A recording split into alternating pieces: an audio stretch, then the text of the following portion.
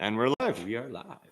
Welcome, Blair, to Thanks my for having me. first ever episode of Winter Nutz podcast. Awesome. Glad to be here. I've been wanting to do this for a while. Happy that I'm able to make it happen this year. Yeah, no. So yeah, let's get to it. Okay. Blair Murphy, Kaptain Khaos. Where did you get the name Kaptain Khaos? Well, honestly, I think it was Jill. Jill had, she came up, because I had the Khaos, right? That was my first band. The red one. No, that was my, I bought one in 16. Oh, the blue one. No, it was a Before red that. and black one. It was a Okay. pro. Yeah, I put 10,000 kilometers on that thing. I remember that Yeah. sled. Actually, when you posted it to put it up for sale. I sold it to a guy in Montana for $5,400 because it had 10,000 K on it. I said, call me when you get to 15,000 K, and then we'll tell Polaris. Holy moly! But he never called me, so Yeah. Don't know that you set that But record. I paid $16,000 2 years before I bought that sled. I couldn't give it away. Yeah, $5,400, and I had to drive it to Montana. And those were all legit kilometers on that sled. Yeah. And no engine. No until that engine, point? and you know me, I'm not a maintenance guy. And that was the Axis chassis. That was the first year of the Access. with the 850. With the 800. 800. Yeah, 850. 800 went that long. Yeah, with like I said, I think I put 2 belts on it. I'm embarrassed to say. Holy.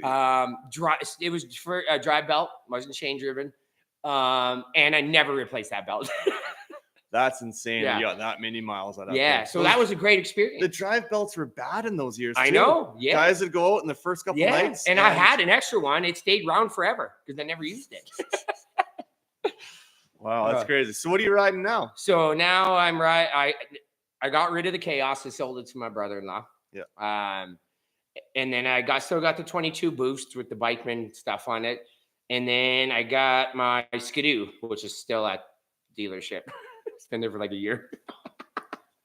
Can you talk about what happened there? Okay. How do I? I know How do I explain this without making myself look stupid? They've been taking care of you down there. So Yeah. that's not the problem. Yeah. Jay had Banner there. Unreal. Okay. So I broke the motor mounts jumping off something, right? So I was at Wally's. I was in the shop, and he's like, your motor mounts are broken, dude. I'm like, oh, get in there. So I had to take my Bikeman stuff off my thing to bring it in. Yeah. And not being the mechanic that I'm not, didn't know the difference between red Loctite and blue Loctite. So when I put the Y pipe back on, I just used blue Loctite, Which still should work. but it didn't. And so we were out, me, Calvin, we're out back the head wall. Yeah. And I was just like, my machine's not running right. I think the reeds are gone because Skidoos, that's, those reeds go, right? Or is that what they're You're called? talking Invermere? No, I'm talking the head wall, wall Wild Horse. behind the house, behind my house up St. Mary's. Oh, that head wall. Yeah, that head wall. Yes. Yeah. Okay, So Matthew Creek. Matthew Creek.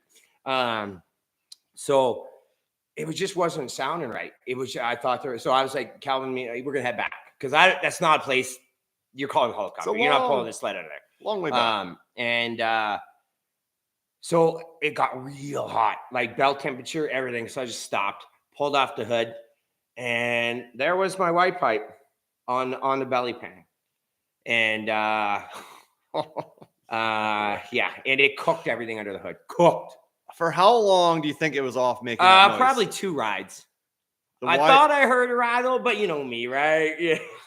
I'll deal with it For later. 2 whole rides, you think the Y pipe wasn't on? It wasn't on securely. Securely. Yeah, it Been started to venting back off. exhaust Yeah, so I gases was under the venting hood. exhaust gases in there, and it melted everything.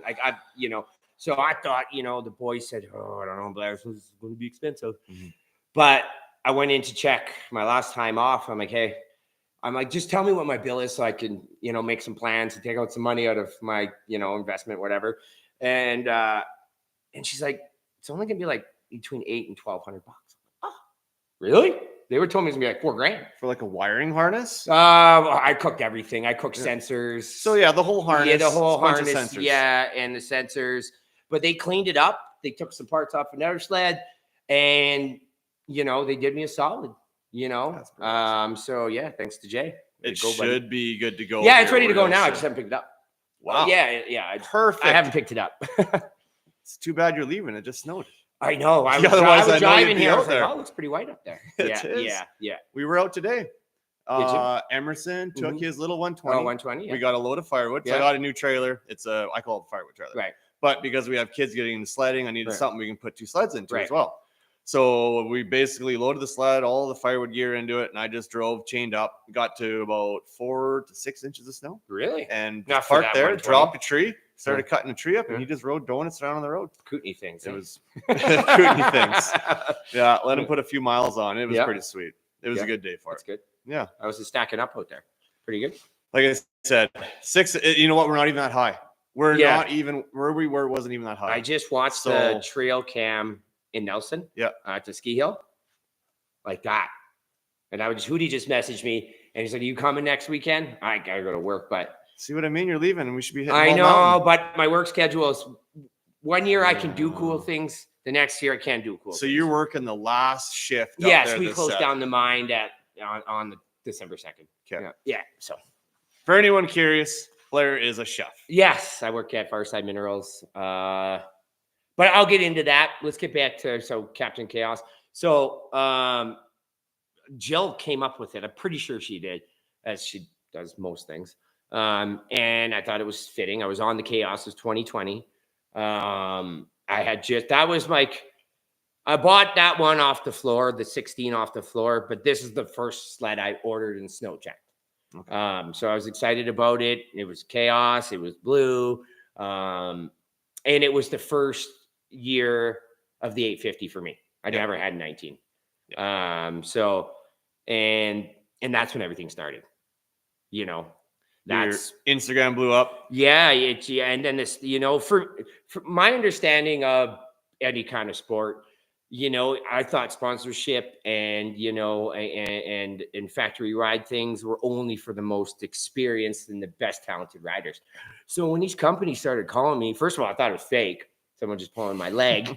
And they just literally in one season, Bikeman, Kyler, Prevail, Backwoods. Yeah. I can't even list them all, but those were like the first, major sponsors that I have. And then two became along. That's pretty sweet. That was you were blowing up your following huge with Instagram and TikTok. TikTok blew up. Well, there was someone backing a sled off of a truck. That just came up the other day. And someone tagged me. They fell off the ramp. Yeah. And somehow, who filmed that? Lisa, Kyler's wife. Oh, she filmed it. So someone you knew was filming. Unload a sled. There's some backstory. So we go to Revelstoke, first night there. Party a little too hard. It was a little froggy in the morning, and I left my phone in the toilet at the Shell. Yeah. So I'm like, oh, damn, you lose your cell phone. I was just rattled. So I had come down with, I can't remember, Cameron. Anyways, he had a 10-inch lift on his truck, no telescopic ramp. So straight down. Was it Justin? No, it was, I can't remember who. Anyway, huge truck. I remember the video. Yeah, and so, get up there, just not thinking. And I'm backing up. I'm like, okay, it's going to be steep. And my mistake is I put my knee on the seat like an idiot, looking behind me, and I came down like a ton of bricks. I smashed my head off the ground, and it was. So I broke the steering bushing, so I had AutoCAD steering for the day, up and down. So we went out riding, and Lisa's like, "I'm gonna post it." I'm like, "Okay, I don't care." When I got down, holy man! I guess Sled West had shared it. Sled West magazine. I remember and that. then that was it. My inbox was full of, I don't know. I kept them for years. The Pavement Princess, Daddy bought you a sled. It's first day in the parking lot. Oh yeah, the internet's brutal, right? Oh yeah.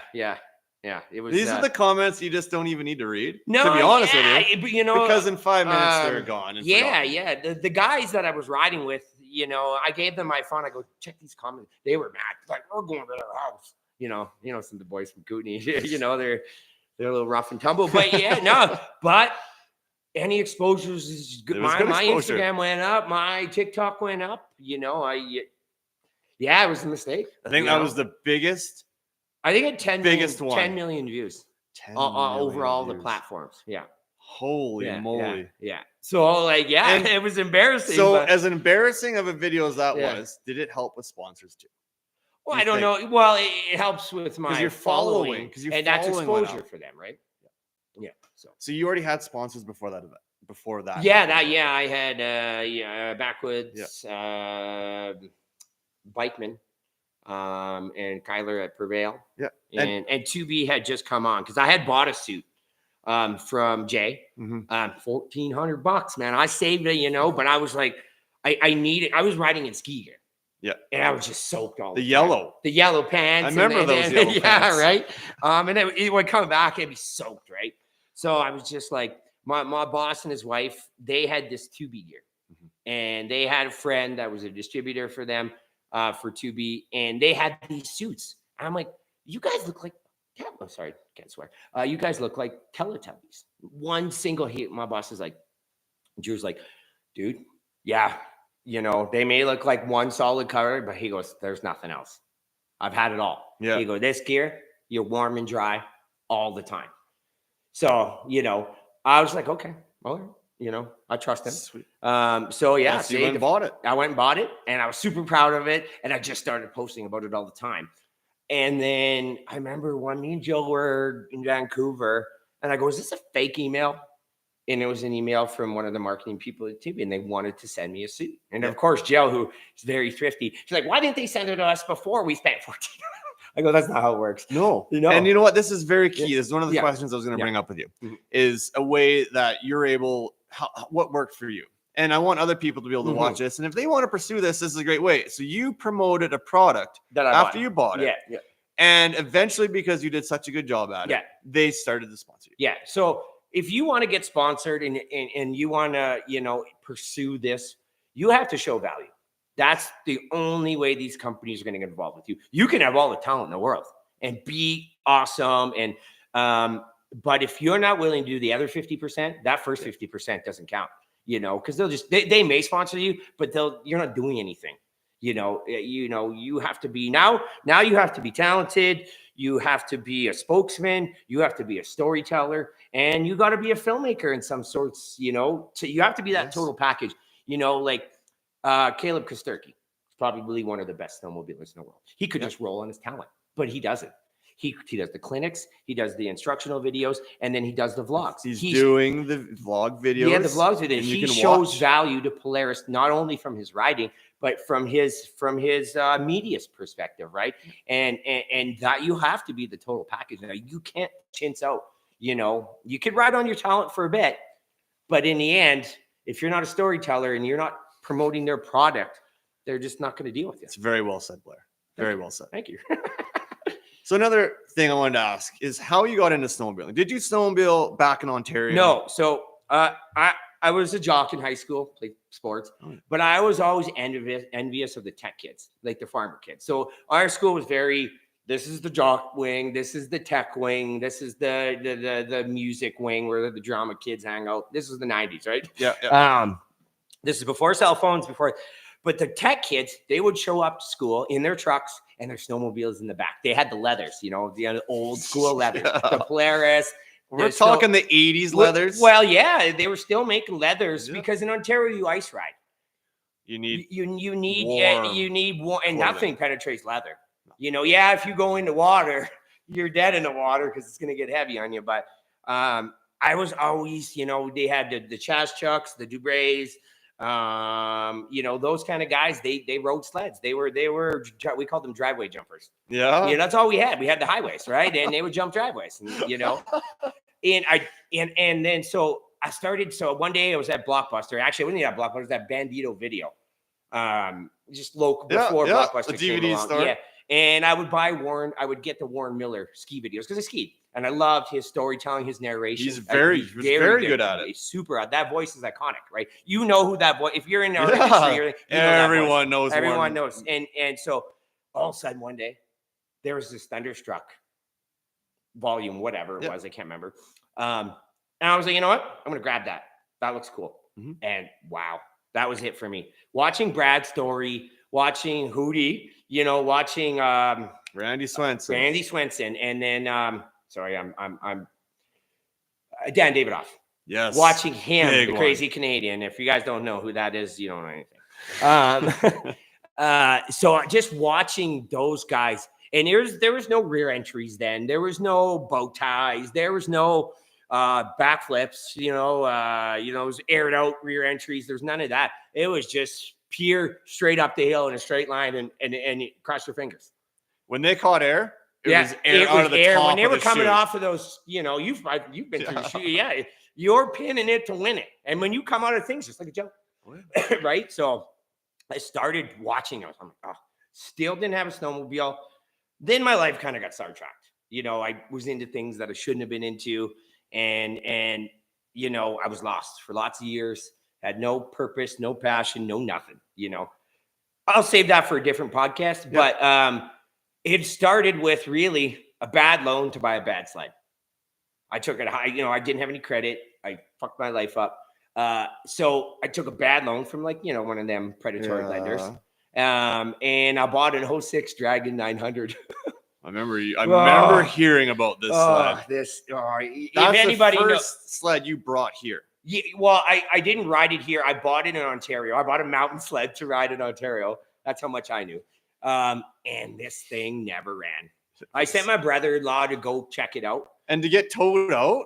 All the time. 2 sleds had to tow one of them. Oh, yeah. But good thing, so anyways, this thing never really ran. I was broken down on this. Good thing I was broken down on the side of the highway. So I just called Jill. She come pick me up. One time I blew a ski off. And honestly, I didn't have a lot of money. And the ski was $200 at that time, give or take. Yeah. And that was I had a ski. I needed to get a ski to get this thing back, right? So I bought a Polaris gripper ski, a new gripper ski, and then I had the old ski on the other side, right? Because it's all I could afford. And then it broke down on the way back after I changed the ski. And then a couple more. Then the guy's just like, "We're not going. You can't come anymore. Yeah, we don't want to pull you out. You can't have a friend like that. Yeah, you can't have a friend like that." And so I never really knew anything about sleds, so I had that thing apart. And I'm not a maintenance guy. And I thought it was the fuel pump. And then I went to the head gasket, and it ended up being the crank seal, which was way beyond. So did it burn that cylinder down on you? No, it still ran. It just would bog. Sucking air. It was bogging. Sometimes they'll lean the cylinder out when that crank seal goes. Right. And you'll melt the clutch side cylinder, but didn't happen. Just the seal. The crank seal went. And I never did any research on this sled because, I just thought it looked good and had a long track. Cheap. It was cheap. Yeah, I paid $3,500 and I still need to take a loan. That's where I was at in my life. Anyways, so I kept it, and then I moved out here. I had an opportunity. I was working out in the BC Yukon border for Fireside. I was paying for my own flights back and forth. It's just like there was nothing going on in Thunder Bay. Nothing. My friends were doing the same thing they always did, and I just wanted to get out of there. And I didn't need any convincing from Jill. Like she's like, when do we go? She can get a job anywhere. She had a job before she got here. And so we packed up the dog and we came here, and then I hit that, those tracks, coming into Kimberley from Wassa, by the bridge. Yeah. I hit that doing about 110. Oh, no. I never knew it was there. It's not really, I know now, I got like Dukes of Hazzard style air. And the whole front of my Jill's car came off. My God. So welcome to Kimberley, eh? So we moved out here. But I didn't bring the Polaris because I was just done with it, right? It let me down. I was discouraged. And I kept it at home. It just didn't run. So I broke my leg at work, sweeping the floor. Only as I can, Captain Khaos, right? Anyways, I got a settlement from WorkSafe. And what does a wannabe snowmobiler do when he gets a bunch of money? He goes right to the dealership and he buys a sled off the floor. So this is the access. This is the access, the first year of the access. Yeah. Okay. And it was a good sled to me. It was, I should have kept it. I had a 2013 and I loved it. Yeah. It was a great sled as well. Yeah. The Terrain Dominator. Yeah. So then my 2013, then I moved to a 19. Yeah. And those two sleds, I mean, the two different chassis. Yeah. But the Polaris's were I loved them. Yeah. I couldn't believe I got 10,000 on that sled. I've heard something. Everyone around here, when I moved here, this place bled green. It was greener than green. That, for anyone who doesn't know, Arctic Cat fans. So they would just bash. I'm like, dude, I'm on season 2. Yeah, I rode a lot. Where did you buy this? I bought it from All Seasons. That was when I first got. Yeah, I bought it off the floor. It was a base model. It didn't even have a powder coated tunnel. Was that the first year they had Polaris there? So that's why it was all Arctic. Yes. So that dealership at the overpass there didn't want Polaris anymore. Yeah, I guess, and then Darren took it over. He was already an Arctic Cat dealer. At the overpass. You know that Jones where they doing the military. Ranchers. Yeah. I think that's where it was, right? Yeah. So yeah, I walked in there and I go, can I buy that sled right there right now? He's like, yeah, that's when you could buy sleds off the floor. And yeah, they're like at 16.5. 16.5.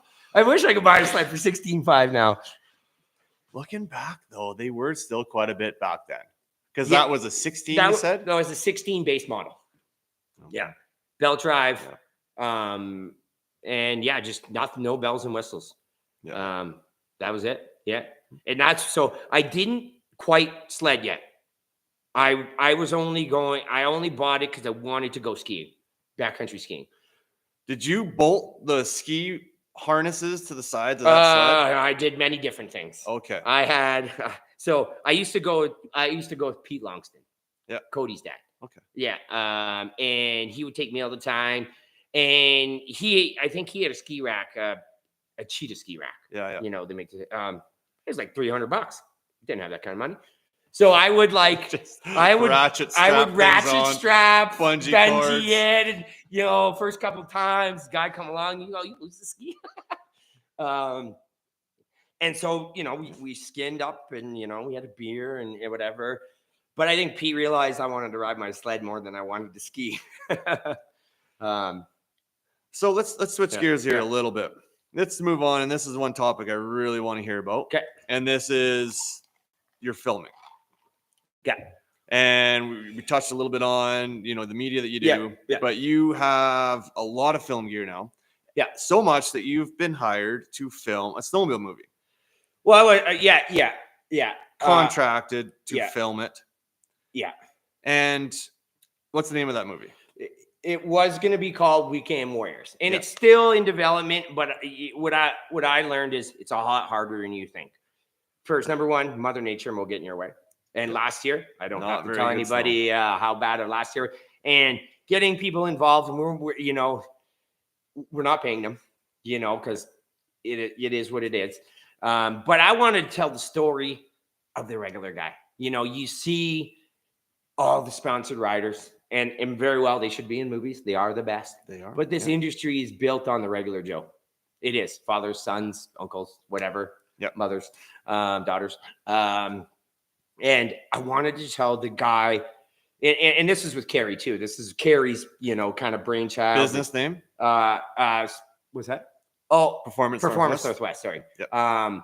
So he wanted to be he's an old school sledder from back in the day, and kind of wanted to do this thing. So I came up with, let's tell the story of the regular Joe, the 9-to-5 guy that works hard all week and only has the weekends off. Yep. And he loads up, he might skip work on Friday or only do a half day. And then he heads from, Edmonton or Calgary or lots of Saskatchewan guys, and they roll for the weekend, and then they come home Sunday night. Yep. And they do that quite regularly. And I wanted to tell their story, what they went through with family, because, unless you're doing it with your family, it's going to take you away from your family, especially if you're super passionate about it. So, we got a cast of characters together, and then Mother Nature got in the way. It wasn't a very good snow year last year. And not even the snow, the cold got in the way. We were going to go to Trout Lake. We were going to go to Trout Lake. And if I got Trout Lake done, I think I could have made it happen this year. I have filmed in the cold before. Yeah. I used to do Winter Nutz. Yeah, Winter Nutz, and I remember the battery life deteriorates. Yes. Your cameras won't. Yeah. Trying to film in your bare hands and run a camera. Yeah. And I didn't have drones back then. Yeah. So I can't even imagine how short So your I think drone drones will minus fly. 15 is They won't even go in the air. Yeah, they won't. I think there's a cold detector on it. It won't even fly, right? So yeah, that got in the way. And just commitment from people. We're asking you to spend your own money and go stay at a hotel. Yeah, it's a lot. Filming isn't just going on a sled trip and riding. And No. that's another thing people need to realize. Yeah. It's a film trip, so it's not just a bunch of fun. Yeah, I'll try. Slow down, everybody. Yeah, Blair's setting up. Yeah. Okay, who's first? Yeah, it can be a quite boring day, and you may get cold because it's a lot of standing around. So calling it at Trout Lake, I was disappointed as well. Yeah, but I think it was the right. It was the right call. You know, and for you Americans, I don't even know what that is. It's bullet. I think they meet each other. I think at they meet 40. each other at 30 or minus 32. 50. Anyways, they meet each other anyway. Too late. Yeah. Too late. Yanks. We got to get him a laptop and look this stuff up. Right. And then we did end up going to Whitefish. That was a super fun trip.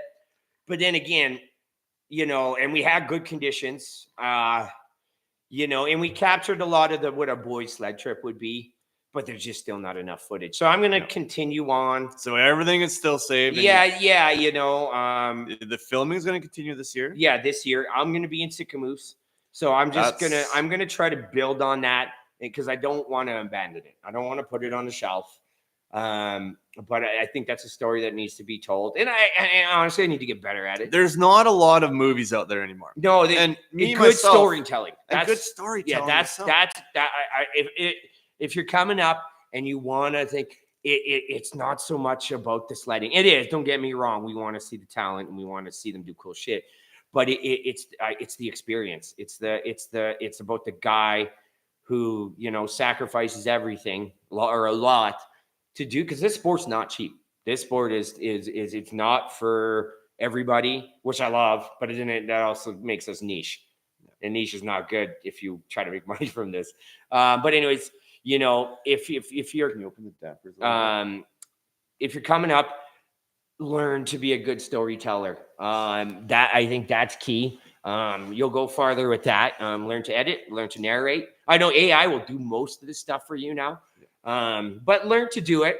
It's not easy. Everyone would be doing it if it was easy, but you have to learn to do it on your own at first because there's no money. As you grow and start being bigger, like guys like Boondock Nation, Muskoka Freerider, Dan Adams, Chris Brandt, they all got filmers. Mm-hmm.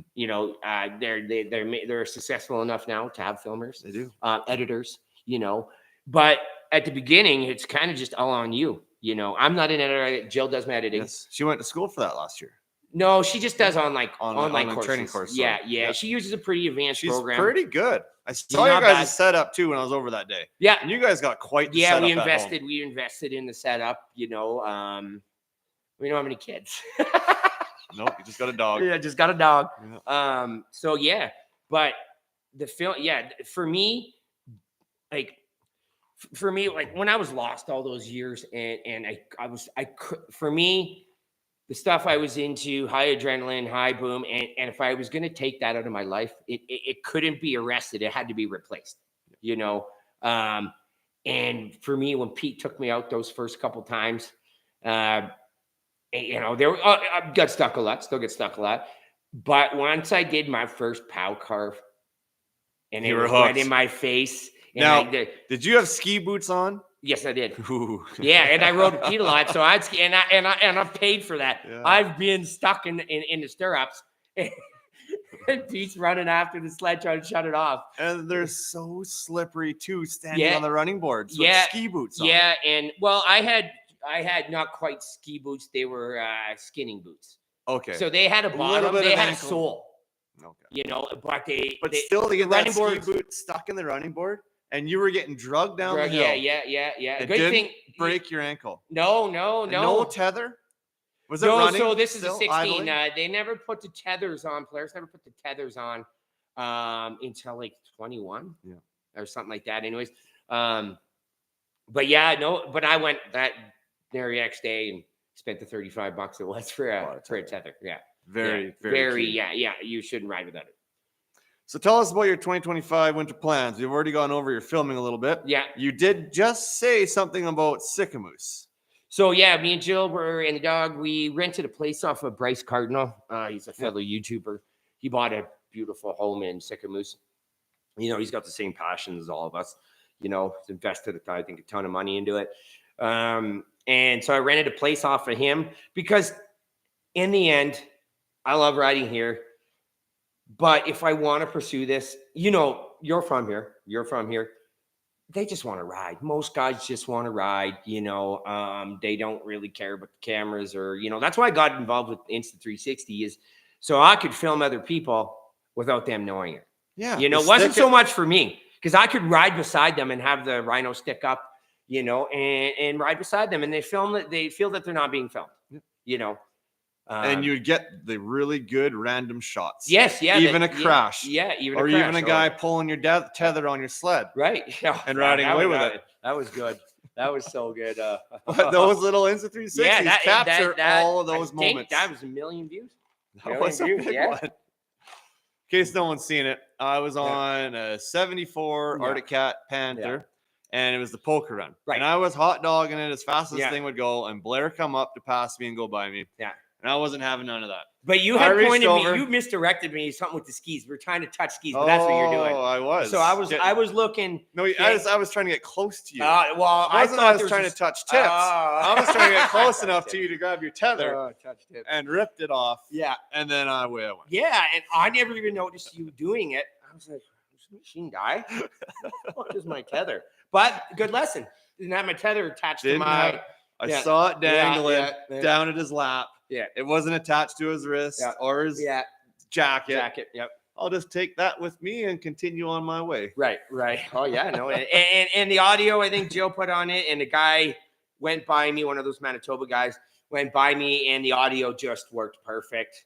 Yeah, and that one, but all that like behind the scenes stuff, it always does well. The stuff that you know, it's not well produced or whatever. It'll do well. It does. Yeah. I agree. So that's a good way to film. If people want to film and get good footage. I'm a bit biased, but get yourself an Insta360. Learn how to keyframe. Actually, you don't even need to do that now. They have AI powered keyframes. But if you want to do it yourself and you want to present it the way you want to edit it, but yeah, you put it in your phone now. It's just one touch, and it will edit, keyframe the video for you. Saves a lot of time. You got to teach me because I'm still playing with the auto editing feature where it spin circles around the thing. Yeah, so the updated app will allow you in the 4, I think there's 4 cameras out now. They're just more powerful. If you want to know, Muskoka does a video on it. Okay. But yeah, the camera gear is huge, especially those action cameras. So you're going to be filming more now. Yeah, so I'm going to move to Sycamoose. I'll be there all of February there and half of March. You got a couple trips planned, some people come in. Yeah, so some rides. Yeah, so while I'm in Sycamoose, I'm also going to move to Sycamoose because that's where honestly, like I've ridden not everywhere, most places. I haven't been up to Alaska. I want to get up there. I do work up there, so and I've been to the States, and I'm telling you, Southern BC, there's nothing better. Nothing. Not in Sycamoose. Like, I've been to West Yellowstone, which is a huge mecca in the States, and I'm like, it doesn't even touch us. I'm not, it's different riding. You're riding at 10, 12,000 feet, very wind blowing. We got the deep valleys, right? Where snow gets down to 3,000 feet. And the snow gets deposited in these valleys. The tree riding is actually better off the Alpine. Yeah. The snow is deeper down below. Absolutely. Because the wind puts it down there. But you have to learn tree ride, and I'll learn that quick. You did? You're actually getting pretty good at it. You're getting better at it. And, so after I wanted to ride. I started riding with the local guys like Justin Sheridan and all these guys, and these guys are all advanced, right? They grew up here. Yeah. And I remember the first time I went to Little Sands. I went, where do we ride? Look at all these trees. Look at all these fucking trees. Like this place is supposed to be bullshit. so good. Yeah. They but all talk about it. Trees. But that's our little honey hole. And I had a love-hate relationship with it because I had to follow advanced riders around. I really didn't know how to really ride. And man, those guys had a lot of patience. But it forced me, if I wanted to do that, I think Jesse's like, if you want to do this, you need to learn how to do it. We can't pull you along, as humbling as that was, it was good advice. And I started to watch Dan Adams videos on, and then who's the Polaris guy? I'm the Skidoo guy from West Yellowstone. He does. I'm so bad with names. Anyways, he does instructional videos. Like school? School. Yeah, that's what it's called. Ride Rasmussen. Sorry, I got a bird brain. Well, I'm glad you said. Yeah. Instructional visit. Yeah, school. So I just, they teach you how to, shift your weight and your size. So you watched those. Yeah. And they worked. They worked. Yeah, they worked, but this sport is, the more you do it, the better you get, and I had the opportunity. You were riding with upper level riders too. Yes. Yeah. And even my wife can say that she doesn't have a choice but to learn how to ride because she's riding with upper level. Yeah. And they get fast. They get good. They get good and fast. So you got good. You got better, faster. Yeah. Because I was riding with more advanced guys and I wanted, but don't get me wrong, you have to want to do it. It's not easy. You can't get let down and discouraged every time you get stuck. I know you've been mad. I've seen helmets fly. I've seen things go. Yeah. I know you've gotten mad at yourself, but you know what? You've kept at it. Yeah, and for me, like I think I touched on it earlier, I didn't have any direction in my life, but once snowmobiling came into my life, what I was needed to be replaced was replaced. Yeah. And then it was replaced. And then other things became a passion, like photography and videography, and storytelling. Those are side things that came from snowmobiling. And it brought me places I never would have been. Like these snowmobiles take us to some pretty incredible places now, but you have to, you're not, some guys, like Josh, I remember, so Josh bought Alex's old Twisted Turbo, right? Okay. This is Josh Stenhouse, Twisted Supra. Anyways, we brought him out. He had that Twisted Turbo. And this is the first time I rode with Alex. He had called me or he messaged me on Instagram. So Alex Hansen's the creator of Sled Farm. And I guess he just thought I had a good social media. He thought maybe he could film me. He found out quick that I'm pretty uninteresting. And so we were at Catamount Glacier and I think this is Josh's like third or fourth time on the sled. And we were going up to the glacier and he come by us at Mock Chicken, that thing just uphill. Yeah. We were coming up under the glacier and Josh, he's squirrely and he just come flying 240 horsepower Twisted Turbo. Wide open. And he blew us off and he got sledding really quick. He became pretty talented. Was that his first sled? Yeah. He really? He bought Alex. I did not know that. Twisted Turbo. Yeah. Wow. Yeah. But he's a guy that has a 900 horsepower Supra, right? So, I think he likes speed. He likes speed. Yeah. Is it controlled speed? That's a question you'd have to ask the people. Keep pulling them out. Yeah, no kidding. So earlier you said that you had 10,000 kilometers on sled. On 16. On average, how many days of sledding are you getting in a year? So at the beginning, like when I was like 80 to 100 days. And because I have all winter off, so I can. Are you checking these off, or are you counting in your head? I count in my head, or do you got a little clicker that you're clicking every day that you're riding? When I got so that was over 2 seasons, the 10,000 kilometers. I wasn't counting my rides there, but when I got the Khaos, I started to count my rides via just in your head. I started to write it down, and then I put it in my phone, right? Okay. In that year, the first year I got the access, I think I rode 89 days. Wow. That's including a little bit of skiing, riding. don't get me wrong, they weren't all hard riding days, Yep. but they were days out on the mountain. Yep. And that first year, I think I put 6,000 kilometers on that Khaos. Yeah. Wow. Yeah. How many did you get in last year? I mean, you had some breakdowns. Last year I think it was like 51. Still quite a few. Still quite a few. I'm going to try this year to do, honestly, like the sport's expensive. Yeah. Breakdowns, just time on the mountain, traveling, fuel, oil. It adds up. It takes a pretty big now hit. If you're breaking down too, and you're having to spend money on repairs, tracks. Oh yeah. I'm a track eater. Yeah, I think I went through 3 tracks last year. I can't imagine that's that's $6,000 on tracks. Yeah. No one said this was a cheap sport. No, you would have been better off sticking to what you had going on there in Ontario if you wanted to save your money. There's nothing going on there. There's nothing going on there. If you wanted to save your money, because it was cheaper. I wasn't saving any money there. But yeah, no, it's you're right. I've learned that maintenance is probably as much as I ride. It is. It's super important. We had you in here last year. We did shop talk. And we did a few things. We did. And I did a few things. We put on the bearings. We put on some spindles. Spindles from backwards. Yep. Yeah. We did a few things. And we just kind of covered a few things on Twitter. We did a live video and showed some maintenance items that people should be doing once a year. Even blowing out clutches. Yep. Yeah. That's super important, man. But you never really know when a clutch roller has failed either. Until someone takes it apart and even just rolls it with their finger. Yeah. There's a lot of little things to check on that, keep a sled up to snuff, not breaking down like a 900. Yeah. But funny story. Back in the day, my best video on YouTube, because YouTube's, you have to work at it. You have to build a following. Or you're just not going to get the views. So I sold that 06 Dragon to a guy in Kimberley. He brought it somewhere, had $2,800 worth of work to it. He's like, and so he put these BMX bars on it because it was a heavy sled. Needed more leverage. Yeah, more leverage. So he's like, got it all fixed up. You want to ride it? I'd never rode it in the mountains.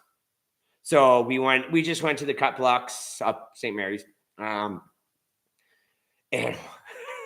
I turned off right away. I wanted to see how it was in the snow. It's a tank. Yeah. It's a tank. They are heavy. And for a 900 has no horsepower. 0. But it was nostalgic, right? I buzzed around on it, but it did well on YouTube. Got like 10,000 views, and for me, that's pretty big. But everyone loves the old school stuff. Brandt's doing it now. They're rebuilding all these old sleds. Yes, they are. Trailing arm sleds, The wife can understand why I wanted to buy my dad's old sled. Right. It's a 1998 triple. Yeah. Because there is some iconic snowmobiles out there. Yeah. And that's one of them, the Yamaha Triple Mountain Max. Yeah. And your dad had that sled? My dad bought this SRX brand new, put a tunnel on it, did some mods to it. Yeah. And now I stretched it out a little bit more, threw a nitro skid under it. I just had a spare and a track. And so it and this sport is so driven by like father and sons. My dad didn't ride, so that's why I never got into riding. My buddies rode, but usually your dad did it. You went with your dad. I see, Muskoka. He takes his dad all the time. But his dad took him, and that's how that started, I believe. And he just started. I remember when Matt started, posting to YouTube. Can't remember how many years ago it was. He's day 1, day 2, and there wasn't a lot of content. I seen all the content on because I wanted to snowmobile, so I watched everything. There wasn't a ton out there. But the thing I liked about Matty, but did it every day. Every day there was a new video, and that's a lot. You go home, you got to do a ton of editing. It's not really produced, but he built that following on going every day, putting. What I respect about Matt is that grind. I know I've sat. I don't edit. I watch my girlfriend edit, and it takes hours, and doing it after riding, it's tough.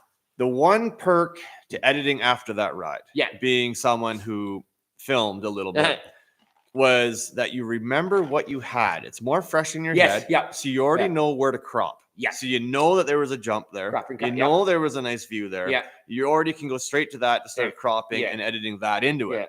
So that is the one perk he has by doing it sooner than later. Yeah. I don't know that he does it immediately anymore. And as Matt grew and got bigger, he became a better storyteller, better filmer, better equipment. But he built that following. Like he's light years ahead of everybody in followers. He's making a living from it. Are you gonna do any more of those this year? I don't know. I'm gonna try to be. I'm gonna go the way more of Alex. I want to be a better filmmaker. Big edit that's gonna come out. Yeah. I don't like to be in front of the camera.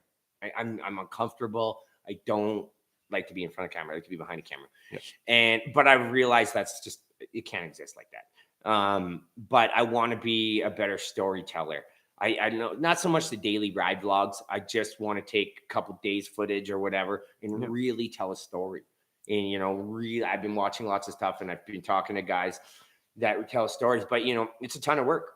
It's, you know, it's narration. It's telling a story, and it's a lot of behind the scenes stuff, a lot of B-roll. B-roll is most of it, you know, but that's how you tell the story, right? And on the higher end, like these cameras now, they create such big files. It's you know, they can't, and to edit that, you know, we edited in 1080 because it takes, you know, I have a supercomputer that Jason Brash built me, and the memory that you gotta have. Oh, dude, like I was like, you need to build me something that's gonna run 8K 60, and he's like, okay, and he got me the, you know, Jason's a gamer, right? So he built me this just machine, and it still struggles a bit with the 8. And there's nothing really in 8K. I only shoot in 8K to crop. So I can crop in on your face or whatever, and it keeps the quality. I found when I started editing, and if you started to do a full-length movie, you couldn't. You couldn't. You could only edit each song individually, and then at the end, you had to put all of those sections together to create your film. Right. Otherwise, it's editing has come a long way, man. And I've learned that sound design is just as important as the video. Because sound takes you there. It brings you. It's a good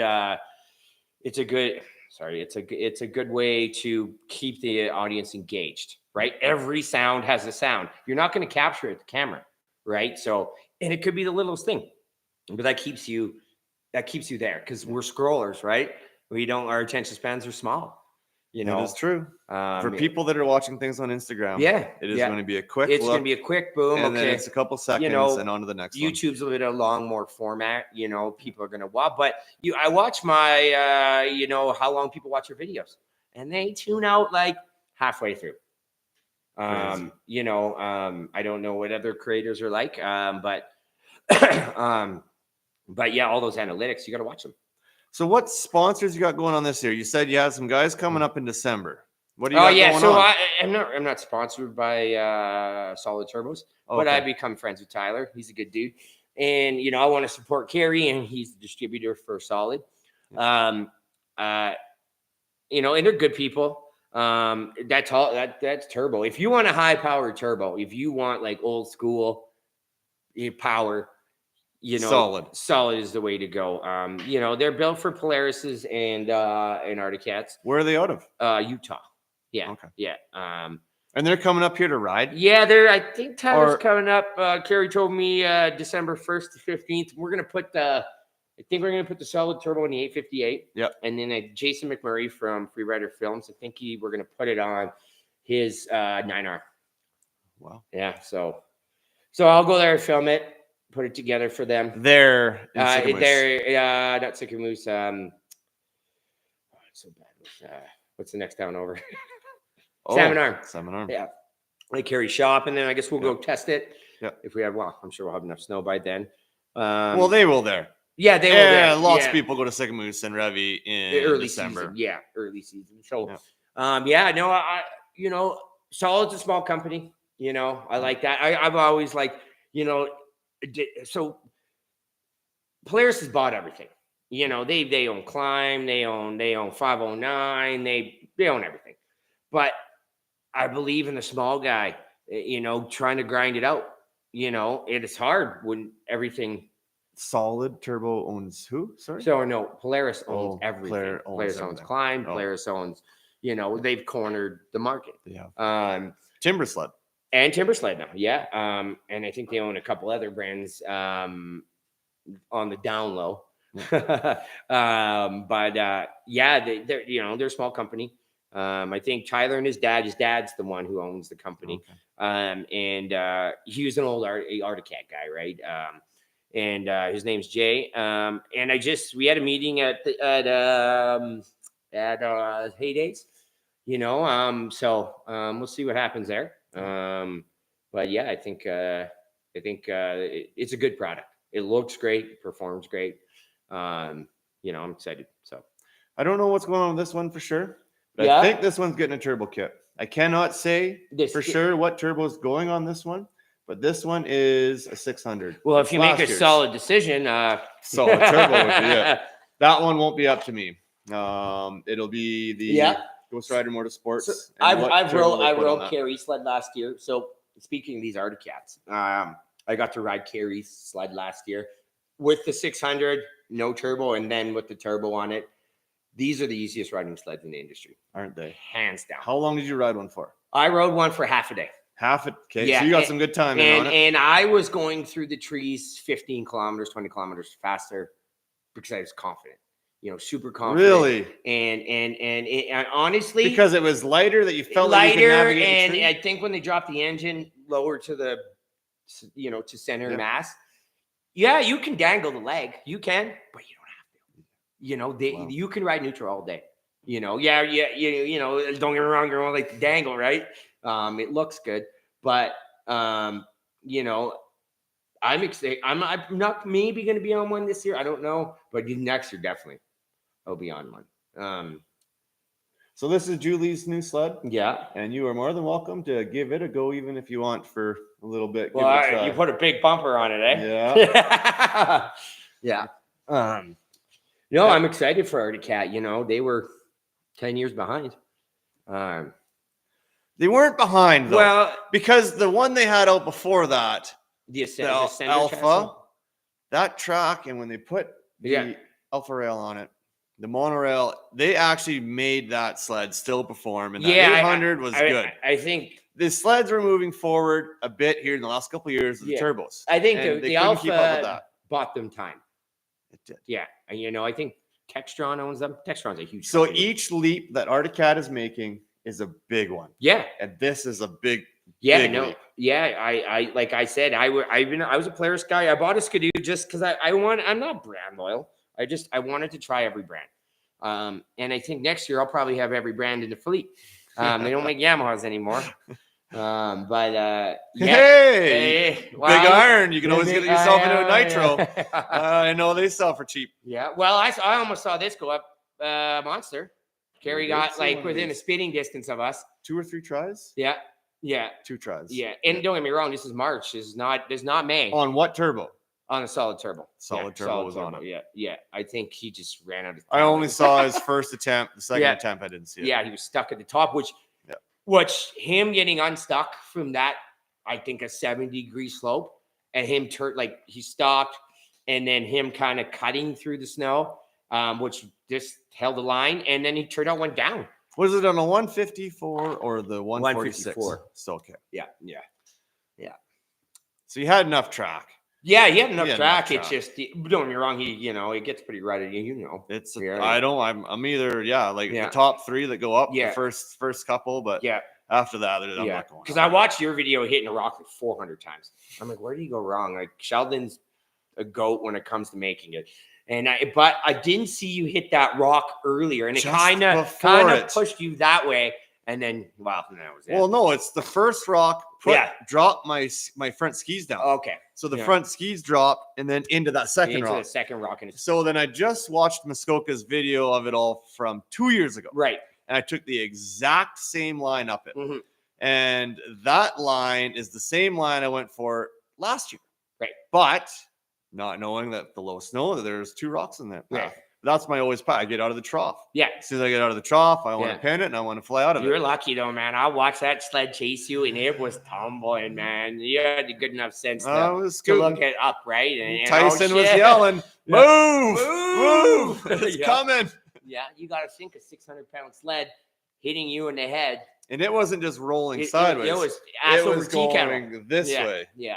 And that it comes down, hits you. It's gonna hurt. It crossed my mind for a split second to turtle and let my back take the blow. I knew it was coming. Yeah. And I thought, and that's such a quick decision. Yeah, but that it is like, nope, I just keep scooting. Yeah. And I then started trying to run. And downhill. I managed to run. down the 60-degree slope. I ran left. I went downhill and started scooting to the left to get out of the trough. Because I knew the sled would follow the trough down the hill. Yeah. Which it did. Right. All the way to the bottom. But yeah. Should we talk about the big iron shootout? We can, because it's fixed and ready for round 3 of the big iron being back. Yeah. You want to tell the history of it? So I really wanted to go when I was a young guy. Yeah. Really badly.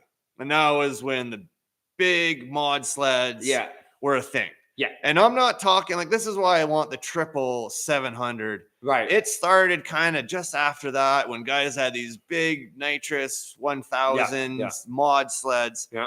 And the Yamahas were just coming out. Like the RX1. Oh, the RX1. Yeah. There was a couple. There was like your Randy Swensons and a few guys. That has the big radio. The RX1's a big radio on the front, right? The big air-to-air cooler on the front. Right. Yeah. And then the RX1s were just the start. Yeah. And then it moved on to the Apex. Yeah. And then Nipex. And then they did a whole bunch of mods. Well, it moved on from there. So the Apex was out. And guys ran those, and they were the big sleds. The big, mean R1 engines. Yeah.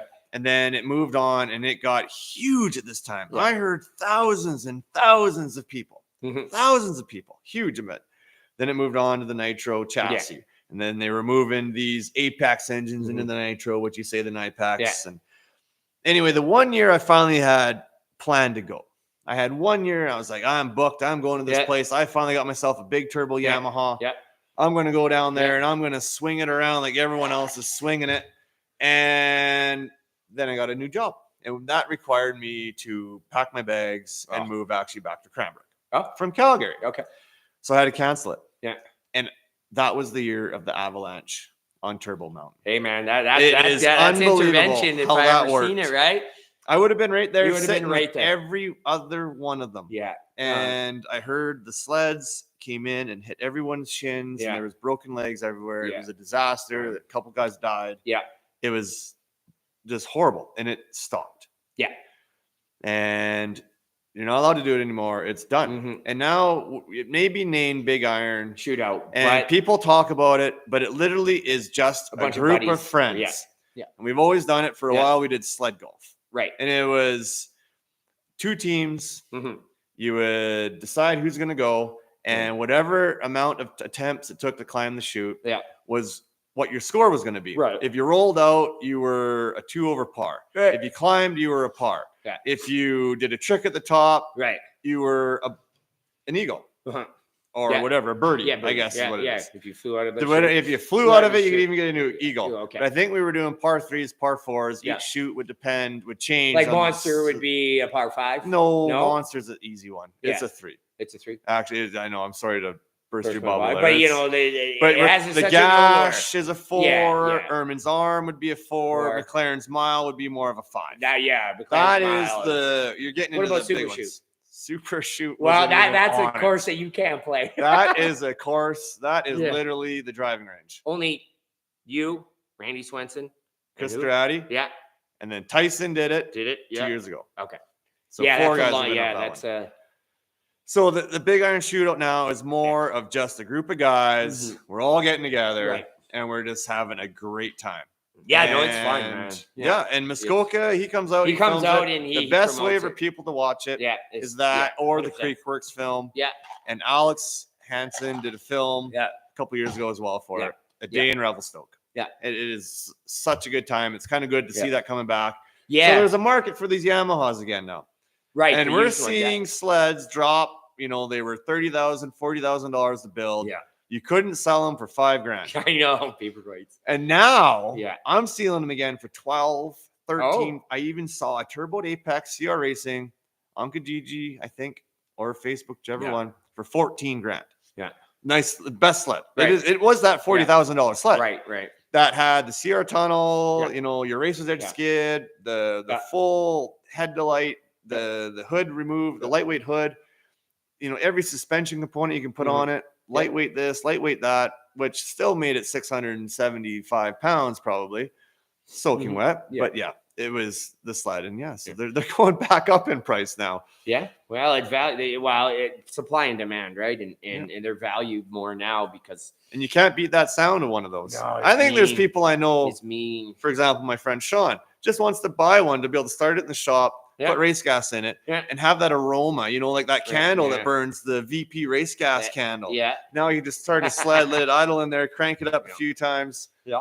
And there you go. He just created his Sensi in a shop. Yeah, I rode a Tootie a couple of times, and he rode the I think what he had the newest. He had a Sidewinder for Sidewinder, yeah. Okay. And he rode that well. Like by noon, he's like, I'm gassed, because he's riding that big old pig, into tight tree riding, Before the Axis sleds came out, or even the Polaris Pros, though, no one knew better. No, that's what you had. Guys rode stock Apexes around. Yeah, and that was normal. Yeah, you would ride it, and you probably had a couple beer in the back because you had to have a big long break. Yeah, and had a fire. Yeah, and relaxed for a little bit. Because if it flipped upside down, it wouldn't start, right? No, that was when it was turboed. Oh, okay. And that's just a normal stock Apex was just all stock. They didn't have an issue. Okay. Is when you turboed them, they had to have a different breather system, and they would still start. It's our Vipers that have that issue. Yeah, the oil pressure sensor on the engine doesn't sense the pressure on startup because you just moved all that oil into the tank. Right, and it's when it's cranking and cranking and cranking, that engine oil needs to get over to the engine to create the oil pressure. Yeah, and for that second, the engine runs with the oil pressure once it finally fires. Yeah, but it takes a lot of cranking to get it fired back up. But yeah, like I said, there's no other sound. There's no other, when you stand at the top of the chute and you're watching guys like you or Randy Swenson, you hear it coming. Oh, yeah. And then once it turns the echo off the rocks of the rocks is just, and these things are chewing. And when they get to the top, they're not doing, although who's that young whippersnapper there from the Coca-Cola there? That flew out of the chute there. Out of it. Oh man. On that skidoo, but he had that thing turned up. He was that smoke was so white, it was so lean. He's 130 pounds soaking wet too. Yeah, he's a small dude. No, I don't even know if he had a backpack on. But I think he was just I remember flying my drone and I had my hand in the screen and I just kind of looked up and went, holy shit. He's like 40 feet in the air. He flew, man. And it was just like, you don't even believe it, right? The speed he had coming up through there was roasting. He was roasting, man. Yeah. And he pissed me off a little bit because he went down and I went down at the same time. Yeah. And he raced to the bottom and he went up and didn't make it. Yeah. I was like, oh yeah, it's mine now. Right. And I did it and I didn't make it either. I had to turn out. And then he did it again. And then that's when he flew out of it. Yeah. We each had a fail. Yeah. 2 fails. Yeah. And then I was like, okay, I got to show him up even more now. Yeah. And I just turned the little dial up a bit more on mine. I was like, you know what? Yeah. I'll make this work too. Yeah. Yeah. But no, there was a rock there. Yeah. Yeah. So, well, honestly, like with chute climbing, I swear, like I'd like to see the fails. I like to see people roll down. Fail. How many views did you get on that one? What's that? How many views did you get on that one? 20,000. Not that many. Yeah, but still 20,000 is 20,000. Well, I got to start pulling your ripcord more often. That's right. Yeah. So, is there any other sponsors you'd like to talk about while we're here? Well, I'll tell you my sponsorship story. So, like I said, I thought it was only for the most talented guys, and I think the first one was Geiler. He wanted to pay for my wrap and put it on my sled. So I was like, yeah, man, for sure. So I considered it a sponsor, but he's my buddy, right? But let's say the company name of the Prevail Empire.